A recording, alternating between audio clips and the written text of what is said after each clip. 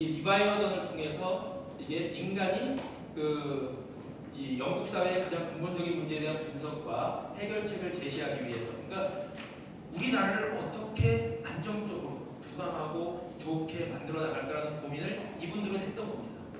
그래서 리바이어던이라는 이런 책을 통해서 이제 했고요. 또 여기 존 럭크의 통치론, 여기도 마찬가지입니다.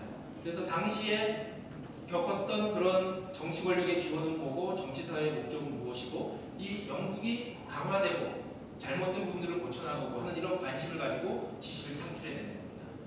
아시지만 애덤 스미스의 국부론, 이게 경제적 부를 어떻게 할 것인가에 대한 것들을 고민을 하면서 지어낸 그 지식을 창출해낸 것입니다. 이렇게 쭉 보시면은 중국 제나라 이렇게 다 이렇게 좀 한번 한 페이지에 볼 수 있게끔 정리를 했거든요.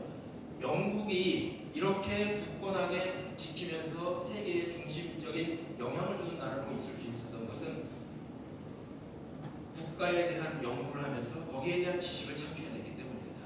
이런 내용들을 보면서 우리 천일국이 참 어머니께서 지금 조금 전 영상에서도 봤지만 2020년까지 천일국의 정착과 안착을 얘기하면서 나가시는데 과연 우리는 그 천일국의 정착과 안착을 위한 지식을 우리는 어떻게 창출을 해나가고 있는가, 이런 부분들을 고민을 하게 되었습니다.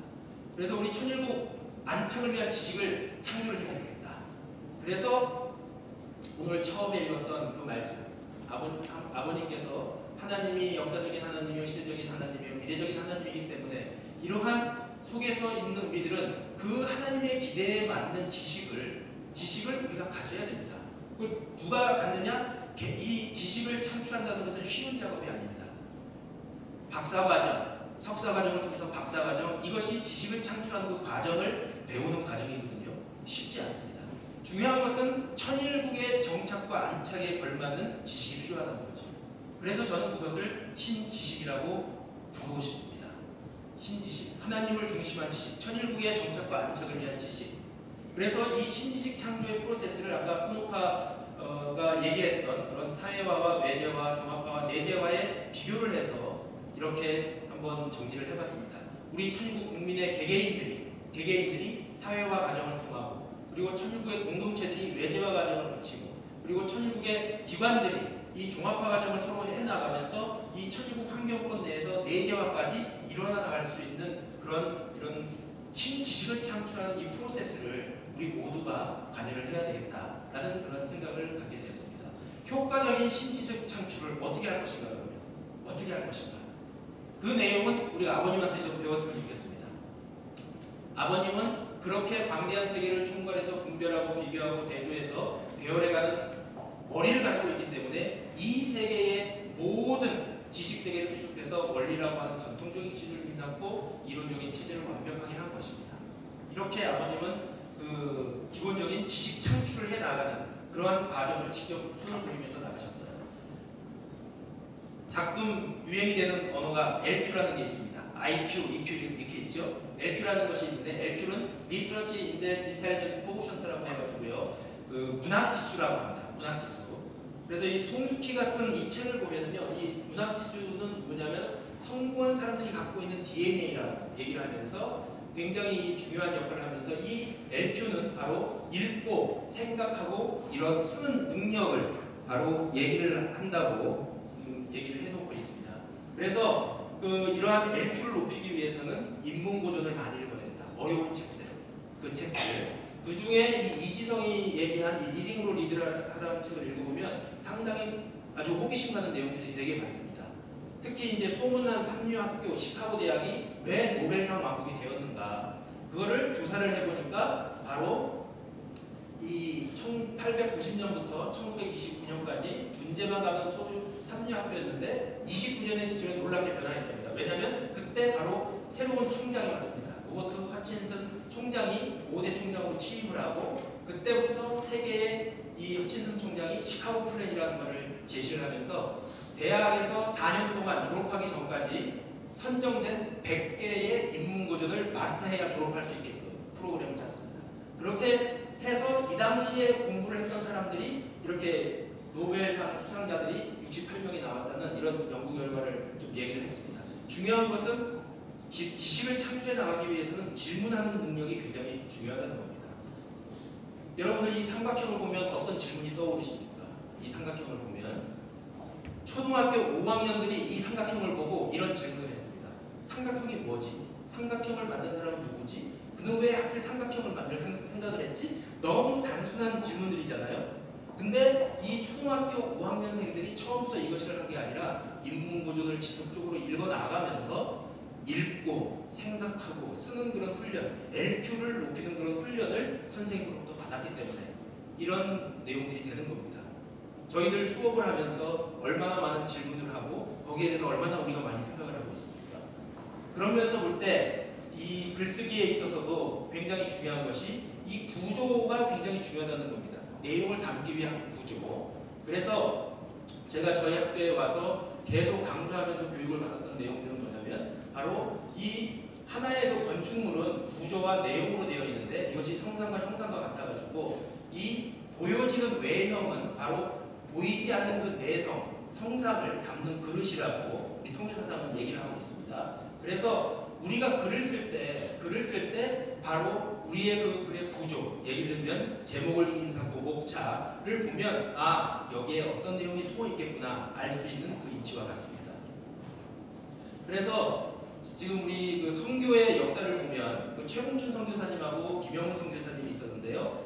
그 선교를 시작한 시점이 거의 비슷합니다. 그러나 물론 일본은 한국하고 수교가 되어 있지 않기 때문에 그 밀항을 해서 이렇게 들어가서 굉장히 힘든 선교를 하셨습니다.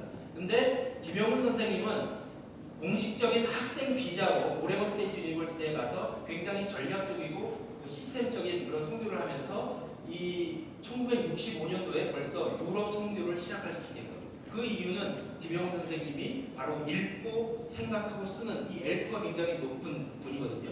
실질적인 사례를 보면 이렇게 LQ를 통해서 다양한 그 학문적인 어프로치를 선교에 적용을 했기 때문에 그렇게 되는 겁니다. 그래서 효과적인 지식을 창출할 수 있는 방법은 뭐냐? 바로 글쓰기, 논문. 오늘 이제 2시 반에 우리 개요 발표가 있지 않습니까? 거기에서 교수님들이 좋은 의견들을 많이 주실 겁니다. 결국은 이렇게 글을 쓰는 방법을 익히고 하면서 천일국의 안착을 위한 지식을 우리가 꾸준히 창조를 해야 되겠습니다. 제가 우리 가정연합에서의 신지식 창조의 사례를 좀 가지고 왔습니다. 먼저 우리 학교, 우리 총장님께서 작년에 버버닝과의 벌주인 천일국, 그리고 황진수 교수님, 김현지 교수님, 저 정시구 교수님, 민창 교수님, 천일국의 정착과 안착을 위한 연구를 작년에 이렇게 많이 했습니다. 그리고 우리 대내에 있는 교수님들, 학자들이 또 천일국의 정착과 안착에 관련된 연구들을 이렇게 했습니다. 그래서 결론적으로는 우리가 이 신지식을 창출을 해나가면서 기쁩니다. 왜 기쁘냐? 그거를 통일사상의 원리강요에서는 기쁨은 왜 생기느냐? 바로 거기서 대상으로부터 오는 자극으로 말미암아 자체의 성상과 형상을 상대적으로 느낄 때 기쁨이 온다고 했는데 통일사상 요강에서는 좀 더 구체적으로 얘기합니다. 기쁨은 성상과 형상에 있어서 대상의 성상 형상과 주체의 성상이 서로 닮았을 때 내가 구상한 그 연구계획서에서 구상한 그것이 실질적으로 논문이 출판이 딱 돼서 심사위원 교수님의 통과를 해서 그걸 딱 봤을 때 역시 대단하다. 그때 기쁜 거거든요. 그래서 이거를 이제 성상과 형상의 상사성이라고 통일사상 요강은 설명을 하고 있습니다. 제가 그림으로 간단하게 성상 형상 창조의 과정입니다. 이 보이지 않는 것이 보이는 것으로 나오는 이 과정이 바로 창조의 과정입니다. 그래서 저희가 성상이 학위 논문 연구 계획서를 쓰면서 기본적인 신지식에 대한 구상을 우리가 하게 된다면 학위 논문이 이제 출판이 딱 됐을 때 석사학위 라는 딱 측정이 됐을 때 우리는 그 분야에 대한 신지식을 갖게 되는 겁니다. 읽고 이 과정 속에서 여러분 우리들은 읽고 생각하고 쓰는 여기에 계신 교수님들도 학회지에 논문을 계속 쓰셔야 되기 때문에 이러한 창조의 과정을 계속하기 때문에 그 나온 결과를 통해서 무한한 기쁨을 누리시고 그 순간 내 마음속에 계신 하나님도 기쁨을 얻고 계시다는 거죠. 그래서 지금 저희 학교에서는 그 학사 일정에 제가 논문과 관련된 것만 다 모았습니다. 1학기, 2학기. 여기 이제 숫자를 보면 석사 몇 학기 때 뭐하고 학생 입장에서는 이 일정 관리를 안 하면 교수님들 되게 바쁘기 때문에 여러분들 찾아다니면서 이렇게 안 하십니다. 학사 일정을 보고 여러분들이 관리를 하셔야 됩니다. 요거를. 그래서 우리 학교는 지금 여러분들이 논문을 쓸 수 있게끔 학사 일정이 굉장히 체계적으로 교무처에서 지금 되고 있기 때문에 그 일정에 따라서 여러분들이 지도 교수님의 지도를 받아가서 하시면은 정말 신지식 창조의 기쁨을 여러분들 느끼실 수 있으십니다. 다 같이 한번 읽어보겠습니다. 천일국 안착을 위해 우리와 세상의 암묵지와 형식지를 읽고 생각하고 써서 우리의 애교를 극대화하자. 천일국 안착을 위해 우리와 세상의 지식을 사회화, 외제화, 종합화 그리고 내재화하자. 중국, 고대 그리스, 이탈리아, 영국 등과 같이 국가 발전과 안착을 위한 지식을 창조하자. 천일국 안착을 위한 지식, 즉 신지식 창조를 위해 논문을 열심히 쓰자. 천일국 국민인 우리가 창조한 신지식의 상사성을 통해 하늘 부모님의 창조의 기쁨을 채우라는 참 자녀가 되자. 마지막으로 어머님 말씀 다시 한번 읽으면서 이러한 목적 위에 우리가 창출한 신지식을 쌓아야 되겠다는 걸 생각하면서 마치도록 하겠습니다.